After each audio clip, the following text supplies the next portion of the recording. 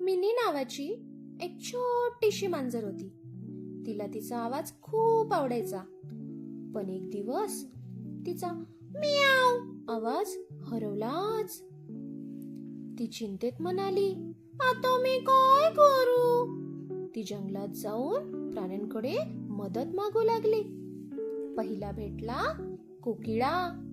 कोकिळा म्हणाली, माझा आवाज घे, कू कू कू. मिनी म्हणाली, नाही, मी मांजर आहे, कू कू कसं करू? मग तिला भेटला बेडूक. बेडूक म्हणाला, माझा आवाज घे, डराव डराव. मिनी म्हणाली, अरे नाही, सगळे मला बेडूक समजतील.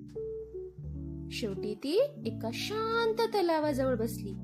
प्राण्यातलं तिचं प्रतिबिंब म्हणालं, मिनी, तुझा आवाज तुझ्यातच आहे, फक्त शांत हो आणि लांब श्वास घे. मिनीने खोल श्वास घेतला आणि अचानक मिनीचा आवाज मियाव परत आला.